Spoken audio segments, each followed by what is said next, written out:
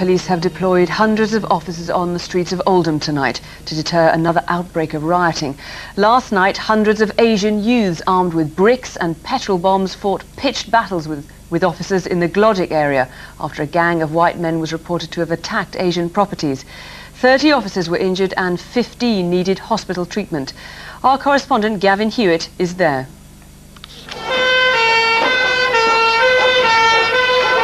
The rioting lasted for over 7 hours. At times, hundreds of Asian youths were hurling bricks and petrol bombs at the police. Officers were shocked by the rage and the ferocity of the fighting.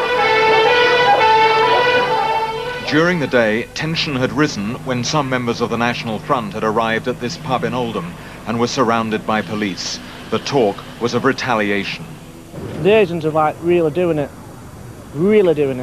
And now we're standing up and just saying, you're not having it no more. After discussions with the police, they were allowed to leave, and some headed to the town centre. Incidents followed. An Asian woman advised to cross the road to avoid racial taunts from outside a pub. An Asian shop damaged by several white youths. Shortly after, the Live and Let Live pub, owned by a white couple, was attacked by Asians. When the police intervened, they became the target from Asian youths. Soon, scores of petrol bombs were being thrown. This policewoman fell back, while behind her, another officer was engulfed in flames. For long periods, groups of youths were ambushing police lines from side streets. It's 2:45 in the morning, and we're at the top of Waterloo Street, which has seen the heart of the trouble. The police have made repeated attempts to get into this community, but each time they've been forced back under a hail of petrol bombs. From the Asian side, it seemed as if they had more people on the streets than the police. They blocked the main Glodwick Road with hijacked cars. When a police jeep tried to clear the road, some of the rioters attacked the door of the vehicle.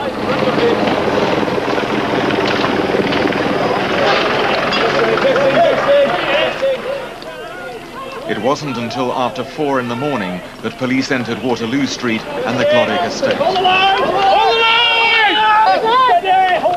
Snatch squads made arrests, but it was slow going.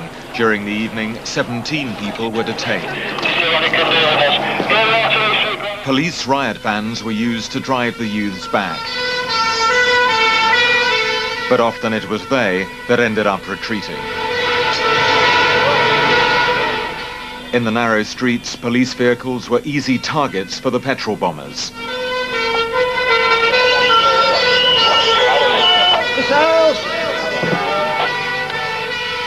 One van was destroyed.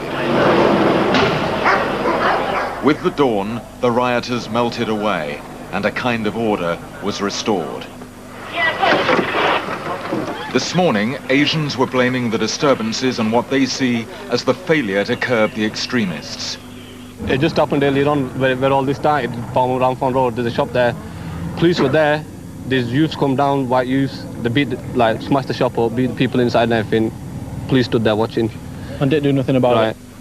From many whites, you hear a different story, that the majority of attacks are against them. People here are working to bridge this divide, but with each act of violence, another link is weakened and the mood hardens. Gavin Hewitt, BBC News, Oldham. Community leaders have condemned last night's rioting and spent the day appealing for calm. Our correspondent Margaret Gilmore has been gauging the mood of a community shocked by a sudden upsurge in violence. It was all over by daybreak, and as the clearing up began, so did the soul searching. It was not the rioting that surprised people here, but the ferocity of feeling behind it. Another minute I'd have been dead because half a brick came through my window. Half a brick. Terrible. I mean, look at the state of the Glodwick Road. We never had any kind of problem with it. I mean, that's a mess. The glass one that went through, that's the one they threw the petrol bomb through. That set fire to the carpets. Many third-generation Asians will not tolerate minor racial abuse in the way their parents sometimes did, and tensions have been raised recently by the fact more far right-wing candidates are standing in the forthcoming election than ever before. The town is a multiracial town. It has been all the 30 years that I've lived in Oldham. What has been happening in recent months is that there has been a whipping up of tensions between the white and the Asian communities by people of far-right political views.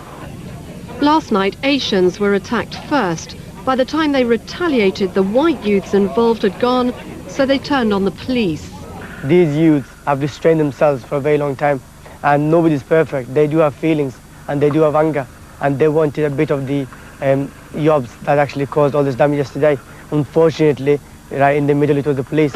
I'm not pointing no fingers at anybody. Pointed fingers that, I'm not pointing fingers at... I didn't start. I was in the pub. 15% of people in Oldham are of Asian origin. They've become increasingly segregated, living in Asian areas with Asian-only schools. Housing, poverty and unemployment are all worse than in white areas.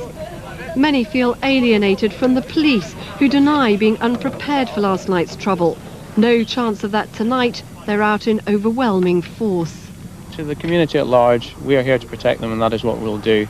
To the people who are insistent on creating the violence that we saw yesterday evening, there is only one message: it won't be tolerated. This evening, cars are being searched, but to defuse future tension, social as well as security problems must be addressed. The combination of increased racial tension and social deprivation appears to have brought things to a head. On top of that, most of the young people of Asian origin we spoke to say they have little faith in the ability of the police to protect them. Tonight, tensions remain high. Margaret Gilmore, BBC News, Oldham. The main three political parties have condemned the violence in Oldham, but the political temperature was raised when the Liberal Democrats claimed that language used by Conservatives on asylum may have stirred up racial tension. The Home Secretary was caught on camera examining a closed-circuit TV project, but it was the scenes from Oldham that were at the front of his mind. He praised the Greater Manchester Police. He said recently they'd worked hard to ease racial tension. There is no excuse for throwing petrol bombs at the police, and what I'm told is that the police were actually in those areas in order to protect the Asians from a group of white people who had been causing trouble earlier in the day. As for the accusation that leading politicians have inflamed white opinion, he dismissed it. I think it's stretching credibility to suggest that any language by Mr. Hague or Miss Widdicombe could in any way be responsible for people going on the streets and throwing petrol bombs or attacking the police. It was the Liberal Democrats who made that claim, saying that language that draws a distinction between them and us can lead to violence. Some of us are very critical of some of the language, particularly William Hague and his colleagues have used over the last 2 years. It doesn't help. It may not have a direct effect, but it doesn't help. And in some cases, it may well encourage people to think they can get away with intolerant language and intolerant attitudes and sometimes intolerant behaviour. 3 months ago, all the party leaders signed a promise not to use race as an election issue. Soon after, William Hague had to discipline 2 MPs for the language they used. Mr. Hague has made asylum a big issue, and when he warned of Britain becoming a foreign land, some Tories were horrified, although he says he was talking about the dangers of the European Union. Today, he said it was the Lib Dems who were playing the race card. I think they're just trying to play politics with it when they say that. I think asylum is an entirely separate issue from race. And to the extent that the asylum debate has any impact on race relations, I think it's much more likely to be the chaos, mismanagement and unfairness of our asylum system today that would damage race relations than someone saying that it should be sorted out. It's a point of fact that every time that William Hague has spoken about asylum during this campaign, he's also spoken about tolerance. But the Liberal Democrats think earlier he crossed a line. But their intervention today won't be without its critics. Mark Mardell, BBC News.